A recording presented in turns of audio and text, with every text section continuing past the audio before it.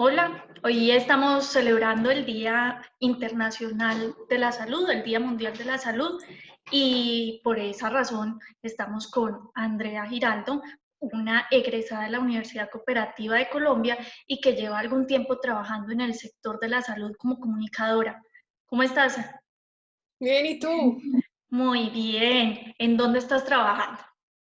Yo trabajo en el Grupo de Neurociencias de Antioquia. Es un grupo de investigación de la Facultad de Medicina de la Universidad de Antioquia. Bueno, ¿y desde hace cuánto estás allá? Yo llegué a Neurociencias en julio del 2013, hace ¿Y en qué ratito, año te graduaste? en el 2013. O sea, salió y derecho para allá. Bueno, no, en realidad ya trabajaba como comunicadora antes de graduarme. Entonces, pues, simplemente pasé de un trabajo a otro.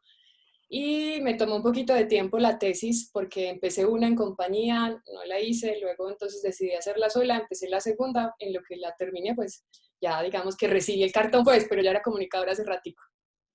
Bueno, Andrea, entrar al mundo de la salud y más en un momento como el que estamos viviendo ahora, eh, ¿qué significa para un comunicador? ¿Cómo se enfrenta a esto?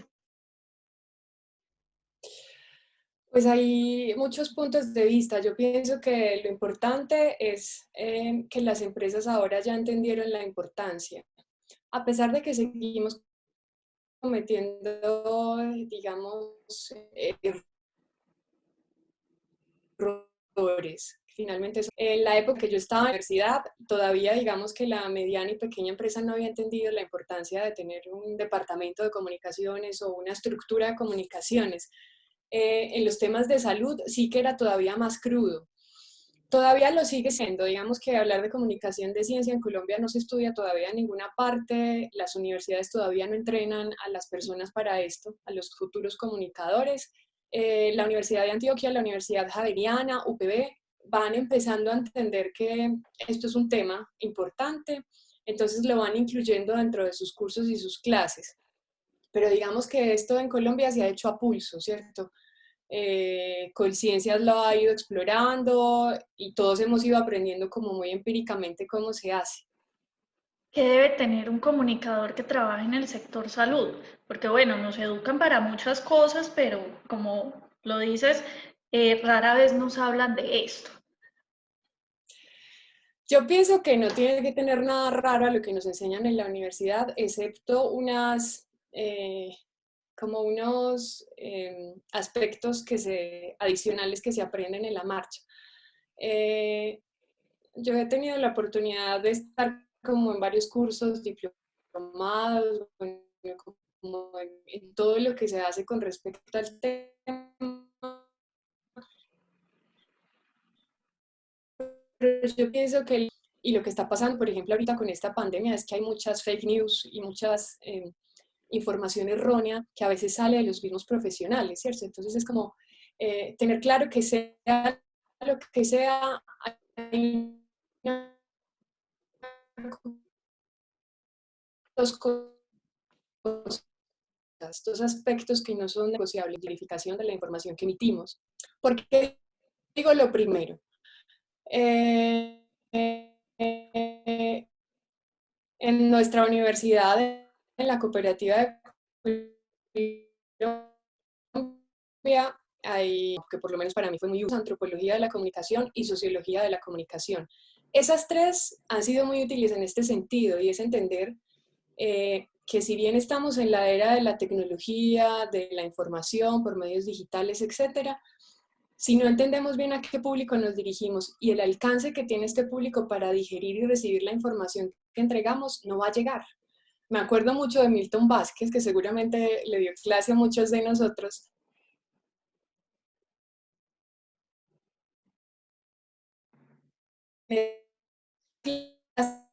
Nos, decía, nos ponía un ejemplo y nos decía, llevaron baños, ¿cierto?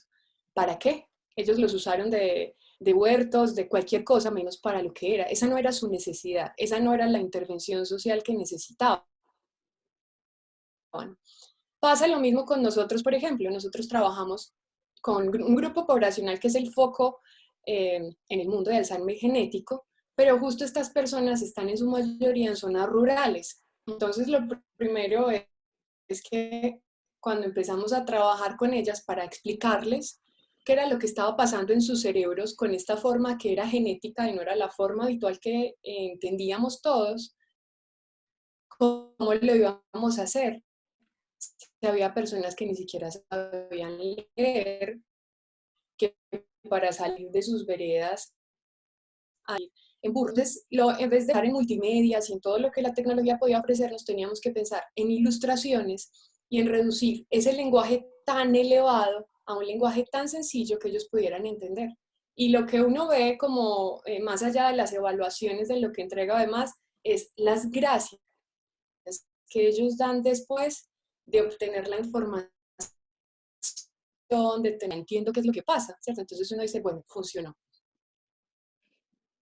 ¿Cuál es ese consejo que le da Andrea a los comunicadores que trabajan en el sector salud, a los periodistas que cubren salud, a los mismos profesionales de la salud en una época como esta?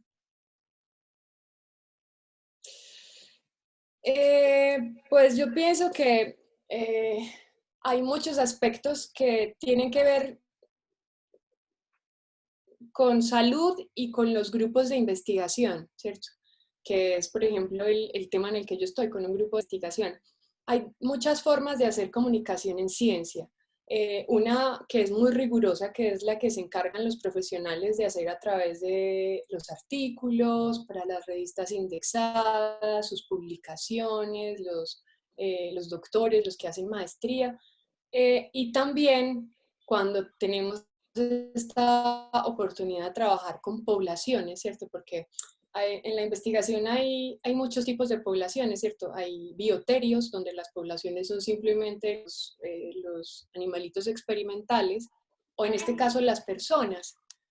Eh, la recomendación es simplemente que tengan en cuenta siempre el contexto y todos los públicos para los cuales trabajan y elaboran información. Son muy diversos. En el tema de ciencia hay muchos públicos.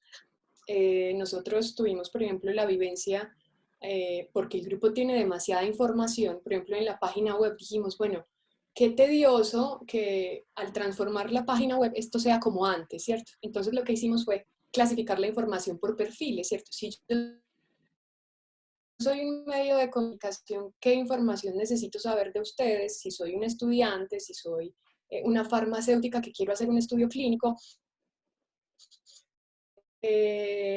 lo clasificamos así y lo que hicimos es ahorrarle a la gente el paso obligado por toda una serie de información que quizás no es de su interés y que fueran directamente a eso. Yo pienso que en términos de ética, porque los estudios de investigación, las investigaciones y en general los aspectos de salud están a veces por un comité de ética. En nuestro caso, el comité de ética, por ejemplo, verifica que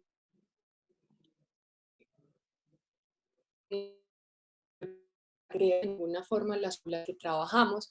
Yo pienso que es una labor también nuestra, que eso se cumpla, sino que debe partir desde la información que nosotros damos, ¿cierto? Cómo lo decimos y sobre todo, cómo somos ese puente, porque me he sentido como, bueno, mi experticia no son los idiomas, pero me he sentido como la traductora de los científicos a las poblaciones, y eso es una labor bonita, porque no se ve solamente en la ciencia, la comunicación pública lo hace, la comunicación para el desarrollo lo hace, y en comunicación para la ciencia es indispensable, porque quizá el tipo de público que es muy reducido, que es el académico, entiende el lenguaje, entiende la estructura, entiende los términos, pero el resto de la humanidad no.